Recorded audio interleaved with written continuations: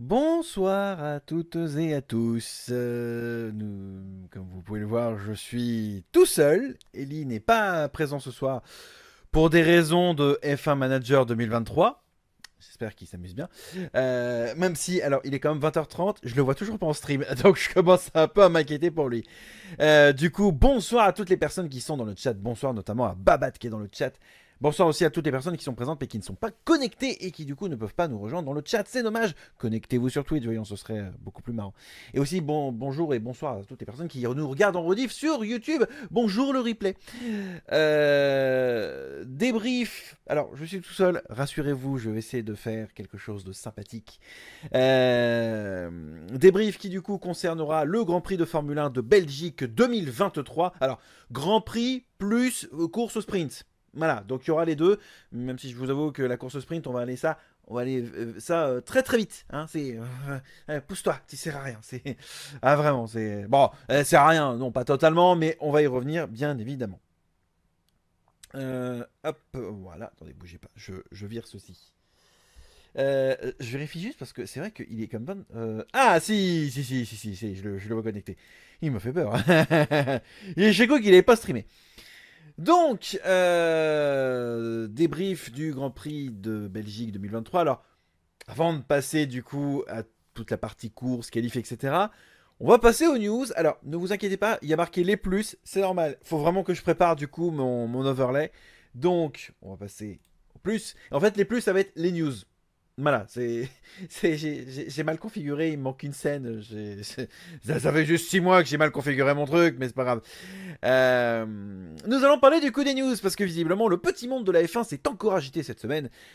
Et il s'est agité, alors, plus ou moins activement, on va dire. Je vous la fais bref, du coup, il y a eu du remue-ménage chez Alpine. Oui, encore, acte 2. Waouh, trop bien. Donc Otmar Safnauer qui était le team principal et Alan Perman qui était un directeur technique je crois, prennent tous les deux la porte d'Alpine. La restructuration est toujours en cours, donc c'est Bruno Famin qui du coup prend le leadership de Alpine Motorsport, c'est-à-dire en gros, donc il prend la direction, ou en tout cas le lead de la partie F1 et endurance également, d'où l'hypercar de l'année prochaine, dont il a, je crois, participé aussi à la conception. Je dis peut-être une bêtise, hein, mais il me semble-t-il qu'il a participé à la conception. Vous me corrigerez en commentaire, bien évidemment. Ah, je suis d'accord avec toi, Babat, honnêtement. Le management d'Alpine, pire qu'un épisode des Anges de... Oh, non, quoique... Non, on peut pas dire ça, parce qu'au moins, il y a de bonnes choses. C'est presque Total Divas, tu vas par là. Ah merde, ça existe déjà, ça s'appelle du coup Drive to Survive.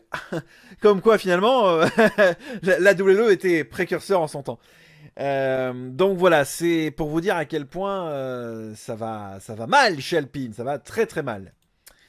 Voilà, voilà. C'est aussi le symbole de la prise de pouvoir de Viry-Châtillon dans le fonctionnement de l'écurie. Bah, en même temps, bon, Enstone est un peu dans son jus depuis les années Briatore, donc forcément, il fallait bien que Renault commence à se dire non mais c'est à moi, hein, voilà. Donc bon. Oui, j'allais y venir justement. Pat Fry quitte aussi l'écurie Alpine. Alors apparemment c'est de manière totalement indépendante et ça n'a absolument rien à voir. C'est juste que bah, ça se passe en même temps, mais ça n'a rien à voir. Pat Fry qui du coup part chez Williams, du coup par définition. Voilà, voilà. Donc comme quoi il y a vraiment beaucoup de remue-ménage. En espérant qu'il y aurait aussi de nouvelles arrivées chez Alpine, histoire de combler à peu près les manques ou les trous que ça a fait au niveau de ses départs. Donc on verra bien. Et malgré tout, eh ben, ces départs n'ont pas plongé l'écurie au fond du trou. Pas totalement. Alors, on va passer du coup au qualif. On va passer au qualif. Mais avant de passer au qualif, nous allons parler de la qualif sprint. Parce que oui, alors j'ai décidé dans Otmar aurait déjà un poste selon les dires de Sky Sports Germany. Encore une fois, c'est Sky Sports, hein, donc que ce soit britannique ou Germany, ça revient au même, toujours à prendre au conditionnel. Hein. Donc je disais, ce week-end en Belgique est un week-end particulier. Nous avons donc le format du vendredi, c'est-à-dire free practice et qualification. La journée du vendredi qui est la journée sprint et la journée du dimanche qui est la course. On va essayer de faire un peu dans le désordre, c'est-à-dire que je vais d'abord parler du sprint. en totalité. Et après, je parlerai du coup de la vraie qualif et de la vraie course. Donc nous allons du coup passer à la qualif sprint. Et j'ai pas préparé... attendez. J'ai pas préparé mon overlay. Attendez, j'ai un petit problème. Voilà. Forcément, si je me plante si je me plante aussi d'overlay, ça va pas le faire. Donc la qualif sprint qui donne à peu près ceci. Alors, qui en soi est pas mal. Hein. Piastri qui se classe P2, c'est quand même une belle performance. Gasly P6, ça aussi c'est une belle performance. En Perez P8, ce qui est indigne de sa voiture, je rappelle quand même. Ricardo P11, ce qui est quand même pas mal. Et je suis en train de dire que je n'ai pas le résultat de la course sprint. Attendez, bougez pas, je cherche. Le mec très professionnel, évidemment. Évidemment. Attendez, bougez pas. C'est moi, j'ai le top 3, mais... Attendez, je l'ai pas dans mon truc. Ah si, je l'ai. Attendez, bougez pas. Alors ça doit être ça du coup. Non, c'est pas ça. Non, ça c'est moi. Attendez. Et j'ai un petit souci, je ne l'ai pas préparé. On sent le mec très professionnel, hein.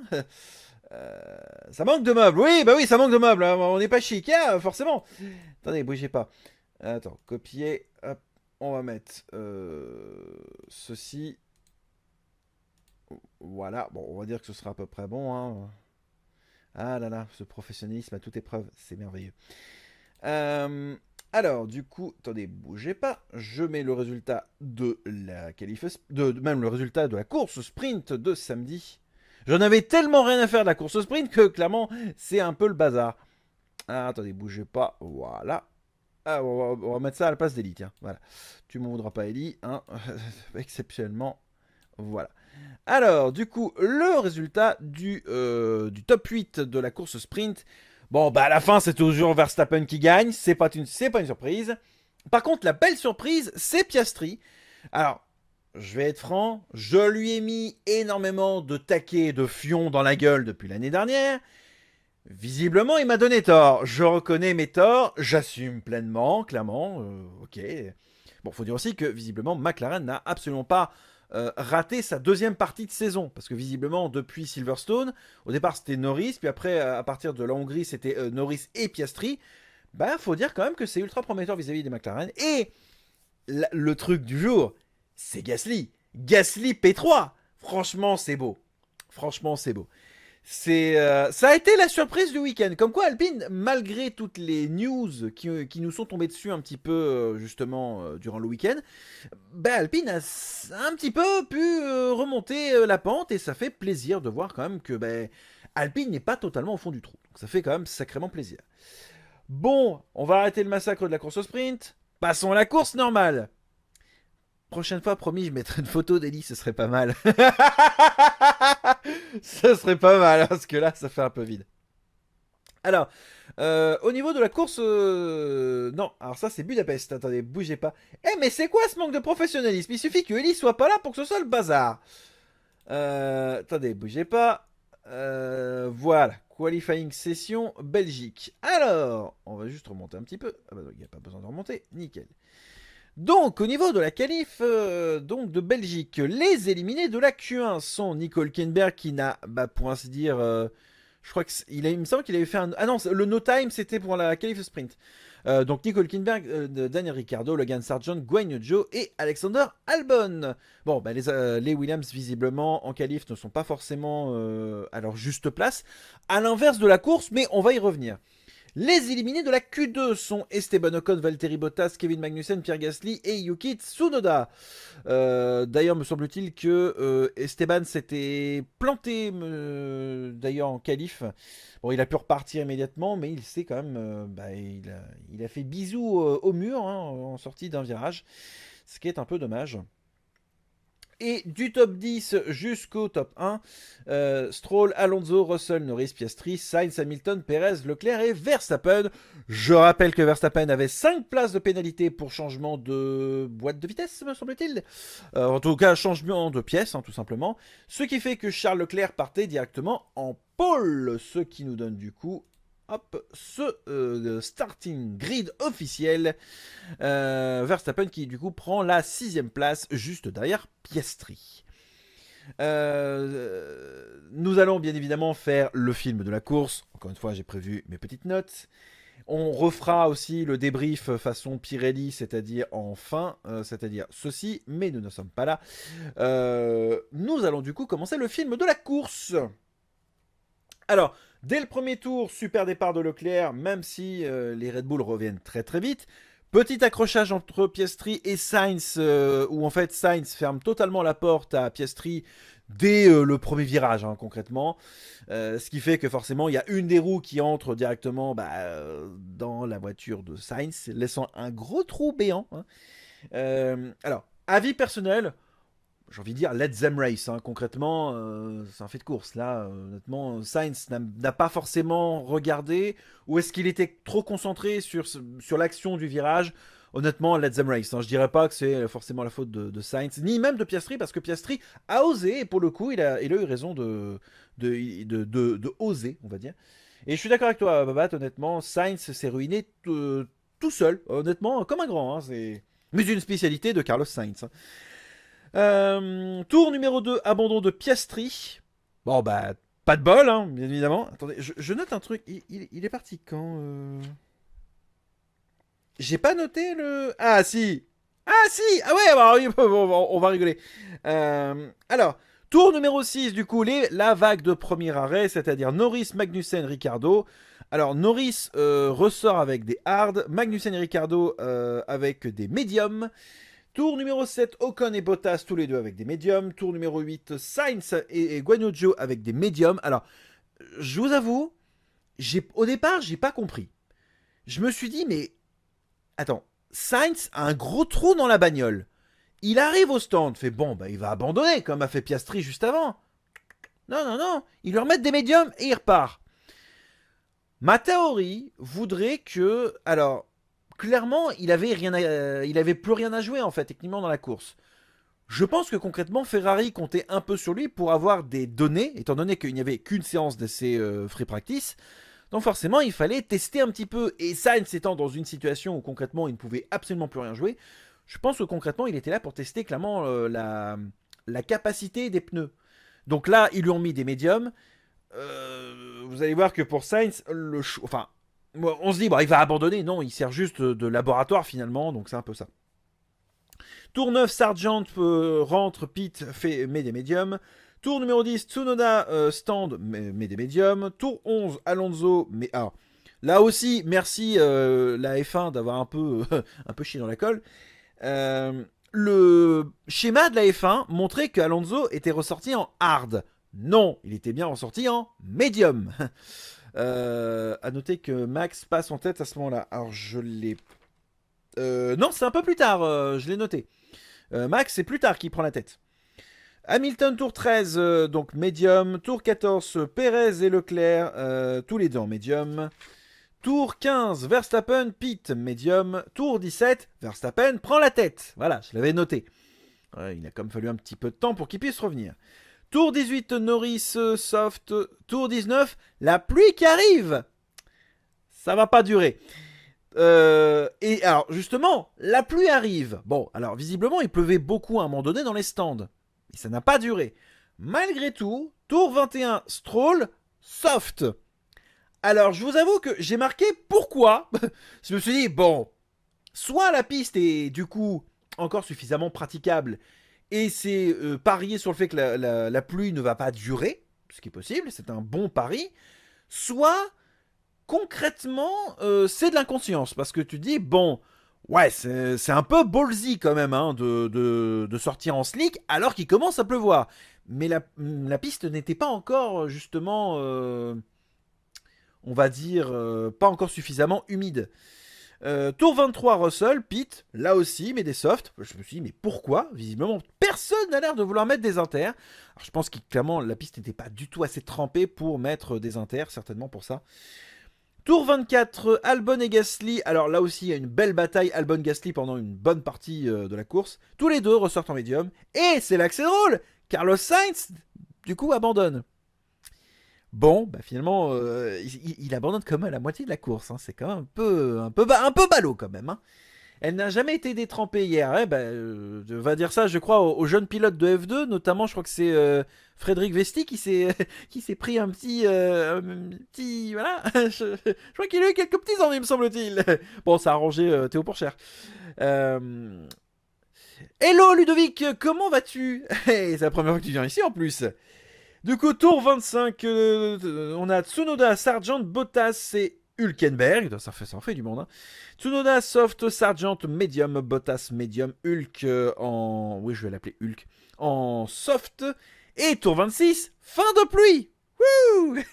Du coup, tous les autres qui sont restés en soft et medium... Ah, t'inquiète frère, ça passe.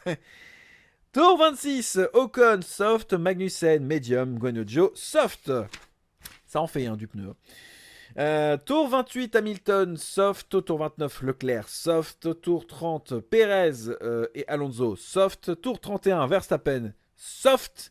Alors, c'est à partir de là qu'il y a eu quelques petits ennuis, me semble-t-il, entre Verstappen et son ingénieur Giampiero Lambiase, qui, comment dire, l'a un petit peu renvoyé chier poliment pour dire Max, utilise ta tête. C'est ce qui s'appelle être.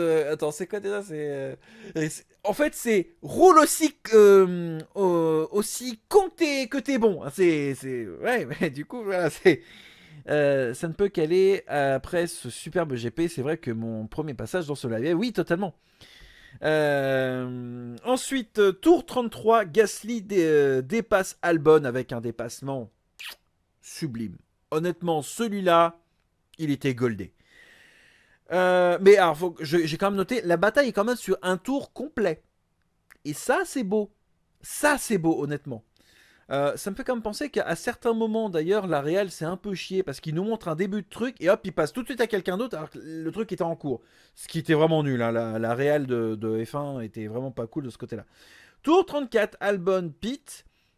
Pour des softs. Et tour 43, Hamilton, Pit pour mettre des médiums et essayer d'avoir le point du meilleur tour en course. Ce qu'il aura justement.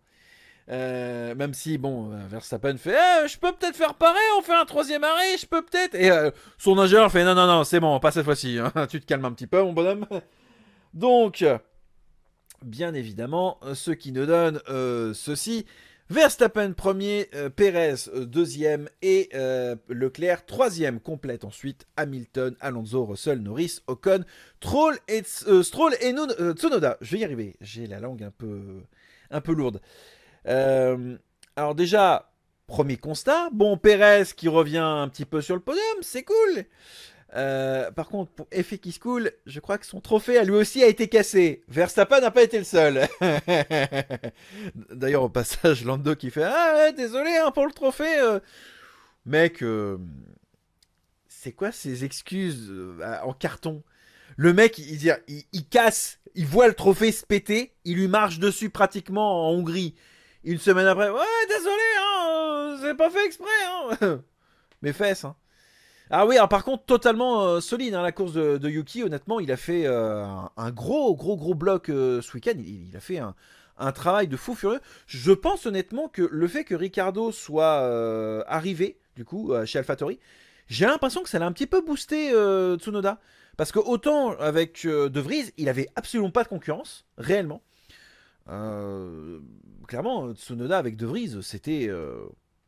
voilà, il se disait, oh, bah, ça va, je suis tranquille. Qu'est-ce qui vient m'emmerder, le petit néerlandais de la Formule E, là, qui retourne en endurance, et puis voilà, quoi. Euh, mais voilà, clairement, Tsunoda a fait un week-end solide. Les Williams, en fin de course, clairement, il y a eu arrêt au stand pour Albon, et puis après, il remonte, il remonte, il remonte, il remonte. Alors malheureusement, il n'est pas tant remonté que ça, mais je dois admettre que les Williams et Albon, pareil aussi, vraiment très impressionnant. Ouais, bon, après, Daniel Ricciardo, je pense qu'il faut lui laisser un peu le temps pour qu'il puisse revenir. Je rappelle qu'il a quand même eu 6 mois de vacances, hein, donc... Enfin, 6 mois de simulateur, mais ça revient au même. Le classement général après, du coup, la course. Verstappen est toujours en tête avec 314 points. Perez toujours second. Et finalement, il n'y a pas tellement de changements. Je dirais juste que Alpine est en train de se stabiliser, mais par contre McLaren est en train de prendre son envol, hein, il n'y a pas d'autre mot. Par contre, ouais, ça m'inquiète un peu pour Alpine. On verra bien de toute manière avec Zandvoort, avec Monza. D'ailleurs, au passage, je crois que Verstappen n'est plus très loin de battre des prochains records. Je crois que si il, comment dire, si il gagne encore à Zandvoort, il aura dépassé un record, me semble-t-il. Donc voilà, c'est quand même sacrément bien parti. Et puis là, je viens de faire quand même un débrief en 25 minutes. Waouh, c'est assez, assez court. Ouais, d'habitude j'ai Ellie avec moi, donc forcément ça alourdit un petit peu. Euh, on va faire un petit bilan quand même, vite fait, très très vite fait de cette première moitié de saison, parce que techniquement, à partir de maintenant, à partir du Grand Prix de Belgique, bah, c'est la pause estivale. Le prochain Grand Prix, c'est Zandvoort, je crois, fin août. Honnêtement, vu comme c'est parti, j'ai envie de dire, Verstappen, il est déjà titré peut-être des Monza, des Singapour, j'en sais rien, mais bah, il est déjà titré, quoi, en fait, ça sert plus à rien. Maintenant, il pourrait faire que des P2, il serait quand même champion du monde, hein, donc... mais je pense que le mec, il veut quand même gagner, ça me semble logique, il veut battre des records. Mais, bah, bilan de cette première moitié de saison, Aston Martin nous a quand même bien régalé au départ, puis finalement, ça a été maintenant McLaren depuis deux trois courses. Donc déjà, c'est assez surprenant ce changement parce qu'au départ, Aston Martin et Fernando étaient quand même vachement bien partis. Et puis finalement, ça a commencé un petit peu à tomber au bout d'un moment. Bah, je crois que juste avant Miami, me semble-t-il. Et bah, là maintenant, ouais, les McLaren ont commencé à reprendre un petit peu du poil de la bête. Euh, Mercedes se stabilise, Ferrari commence un petit peu à ressortir la tête de l'eau, ce qui est pas mal. Il serait peut-être temps, je pense. Mais bah honnêtement, là, je réfléchis un petit peu. Mais première moitié de saison, je dois admettre que ça me fait pareil que l'année dernière. En fait, le début de saison, on y croit à fond. Réellement, je pense que Ellie certainement dira la même chose que moi. Le début de saison, on y croit à fond, on se dit il y a des trucs prometteurs, on se dit pourquoi pas, etc. Et encore, l'année dernière, en début de saison, Red Bull n'était pas ultra dominant. Ils le seront, mais qu'à la fin de saison 2022, ou en tout cas deuxième moitié de la saison 2022. Là, euh, concrètement, Red Bull écrase tout. Il n'y a pas eu une seule autre victoire que Red Bull depuis cette année. Donc Red Bull est ultra dominant, ça veut dire que clairement, bah, Adrien Newey a vraiment réussi à développer la voiture de manière à ce qu'elle soit ultra performante. Bah, il a totalement compris le concept même de ce qui est censé être cette génération de Formule 1. Donc grosse humilité de Merco pour avoir sacrifié tout son dev et repartir de zéro. Ah oui, parce que clairement le zéro ponton, là aussi, hein, l'année dernière, ils y ont été jusqu'au bout, et bah là, cette année, là, clairement, ouais, bon, certes, ils sont un petit peu de temps en temps sur le podium, mais bon, sans plus, quoi. Donc, euh, n'empêche, si Red Bull continue sur cette lancée jusqu'à la fin de la saison, et que les autres n'aient pas une seule victoire à leur actif, ça va faire mal. Ça va faire très mal. Parce que là, en fait, j'ai un peu peur qu'il n'y ait pas vraiment de concurrence et que ce qui soit le plus intéressant, c'est carrément la Formule 1.5. En gros, c'est le midfield. Et là, je te rejoins totalement, Babat, dans le chat. Tu sais, le midfield est ultra compétitif, ça fait plaisir. Ah, mais totalement. Que ce soit entre les performances des Aston, parce que même si clairement elles ne sont plus sur, sur les têtes de série, elles sont quand même bien présentes en midfield. Les McLaren sont bien montés, les Ferrari sont plutôt stables, on va dire. Les Mercedes font un peu le yo-yo, ça dépend des circuits, ça dépend des configurations. Mais comme quand on voit les McLaren pratiquement aussi performantes, voire parfois plus performantes qu'une Mercedes, ça devient inquiétant quand même, parce que ça veut dire que, encore une fois, Mercedes passe totalement à côté de sa saison. Alors que d'un autre côté, il y a une écurie cliente qui est du coup Aston Martin qui les a battus en début de saison, et maintenant c'est McLaren. L'ego de Merco, il va commencer à en prendre un coup, je pense quand même. Donc, je veux pas dire, hein, mais bon, ça fait un peu peur quand même. Donc bon, et si on y réfléchit de plus près, c'est vrai que pour l'instant la saison elle est ultra ultra dominé par Verstappen et Red Bull, je dois admettre honnêtement que là, même à l'époque de Lewis, c'était pas aussi dominant. Lewis avait au moins de temps en temps une ou deux voitures pour venir un peu le chatouiller hors Valtteri. Mais là, je dois admettre que ça fait mal. Donc, on a bien vu As ou Alfa Romeo faire mieux que Ferrari sur certains week-ends. Ah ben, Bottas qui de temps en temps faisait de très bonnes perfs ou de très bons secteurs, là où les Ferrari n'y arrivaient tout simplement pas. Donc, oui, totalement. Donc, encore une fois, est-ce que Ferrari a complètement foiré et n'a pas suffisamment d'humilité ou d'ego, ou a trop d'ego pour recommencer depuis le début?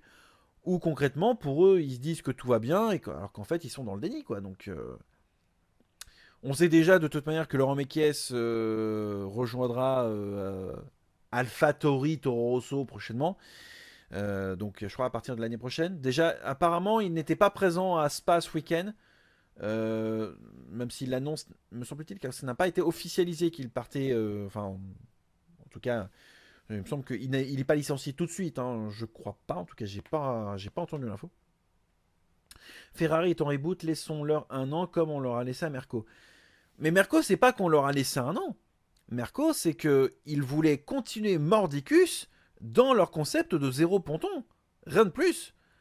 Là, pour le coup, ça n'a rien à voir avec on leur laisse un an. Non, non, ils étaient persuadés que le concept zéro ponton fonctionnerait. Et d'ailleurs, regarde bien le début de saison 2023, ils étaient encore avec la voiture de l'année dernière. Donc, concrètement, bah voilà. Donc, mais, euh, mais voilà, je trouve comme que pour une première moitié de saison, euh, je dois admettre que malgré la surdomination Red Bull, ça ne gâche pas mon plaisir de savoir en fait qui va être le deuxième ou le troisième. Je compte pas Checo, hein, je veux dire deuxième au constructeur ou troisième qui va être sur le podium, ou deuxième si Checo n'est pas présent. Honnêtement, le midfield est comme très disputé et voir Charles par exemple sur un podium, ben, ça fait du bien, ça fait plaisir honnêtement. Ferrari s'en est pris quand même pas mal dans la gueule cette année. Ça n'a pas forcément été simple de subir tout ça. L'écart entre l'ensemble des voitures en mode qualif n'a quasiment jamais été si infime les 30 dernières années, même si l'écart explose dans les longs relais, surtout avec la domination Red Bull. Mais c'est ça le truc, c'est que dans les qualifs, honnêtement, des fois, c'est microscopique les écarts. Je crois qu'il y avait un écart entre Piastri et si je dis pas de bêtises, Verstappen, et je crois qu'il se jouait en millième, voire pratiquement en centième. C'est pour dire, c'était tout petit, hein, l'écart était vraiment tout petit. Le truc, c'est que en format de qualif, clairement, oui, les autres voitures peuvent arriver à peu près à jouer. Et encore, ça dépend des circuits, ça dépend des configs, ça dépend des réglages. Ça dépend si clairement il y a besoin d'appui ou de vitesse pure. Mais en format course, les Red Bull sont devant. On a vu comment Checo a déposé Charles au début du premier tour du Grand Prix. Ça fait mal. Ça fait mal, honnêtement. Ça fait vraiment mal, quoi. Donc, mais par contre, oui, je suis d'accord. Les perfos en qualif, là, je suis d'accord avec toi, Bat. C'est plus que hallucinant. C'est incroyable, honnêtement. Je ne pensais pas honnêtement que cette nouvelle réglementation aurait vraiment fait beaucoup de bien en fait à la F1. Ok, oui, elles arrivent à suivre, mais le problème c'est qu'il y en a qui ont compris la réglementation peut-être un peu trop facilement plus que d'autres. Et ça se sent parce que Adrien Newey, visiblement, lui, vis-à-vis du développement des Red Bull, il a réussi. Il a réussi à faire un truc incroyable. Red Bull sont les seuls à comprendre la dégradation des pneus. Pas que, il y a aussi même juste comprendre le principe même de l'effet de l'effet de sol et même comprendre cette réglementation. Il n'y a pas que la dégradation des pneus, c'est comprendre le format de la voiture, ce que ça représente même d'un point de vue réglementation. Red Bull a totalement compris en fait. Donc, et là, ce serait énorme s'ils arrivent du coup à gagner toutes les courses cette année en fait. Je crois que ça n'a pas forcément été euh, si, il me semble que ça a déjà été fait, non? Remporter toutes les courses d'une saison, je sais plus. Je sais qu'en 88, ça a failli se jouer à pas grand chose avec McLaren. Et c'est Gerhard Berger, je crois, qui avait gagné le Grand Prix d'Italie, je crois. Justement, le week-end où Enzo Ferrari décède. coïncidence du coup. Mais sinon, McLaren avait gagné pratiquement tout le reste des autres courses de cette saison-là. Donc, même Ferrari, Chemin, il l'a pas fait. Oui, oui, je crois. Bah, il y avait Williams à l'époque, McLaren, Renault. Donc oui, clairement, même là, il y avait un peu de concurrence, ouais, un peu de compétition. Non, c'était Fangio qui est... Non, c'est pas Fangio, c'est... Attends, Farina, Fangio. Je sais même pas. Non, je crois qu'à cette époque, il y avait quand même d'autres victoires. Il n'y avait pas que Fangio qui gagnait tout. Donc, mais si Red Bull gagne tout et fait le Grand Chelem cette année, ce serait énorme. Hein. Je sens qu'il y en a un, là, Supermax, il va commencer à rattraper le père Lewis en termes de victoire. Ça va être tout drôle. Hein. Ah, ce serait marrant. Donc bon. Euh, Bon, je vais pas continuer le stream. Parce que Ellie n'est pas là et j'ai pas de plus. Voilà, j'ai juste fait le débrief avec un mini débat. En F2, Théo Pourchaire, oui, oui, totalement. La belle victoire de Théo Pourchaire en Formule 2. Ça c'est cool, honnêtement. En même temps, je crois qu'il y a eu du coup Frédéric Vesti qui est parti un peu dans le décor et Victor Martins également, mais qui lui a pu repartir, je crois. Mais du coup, je crois que Théo Pourchaire a à peu près une douzaine de points d'avance, je crois, sur Frédéric Vesti. Donc, bah, c'est pas mal. Il peut encore avoir ses chances pour le titre de Formule 2. Sachant qu'il reste 3 courses en Formule 2. Hein. Il reste du coup Zandvoort, Monza et Abu Dhabi, justement.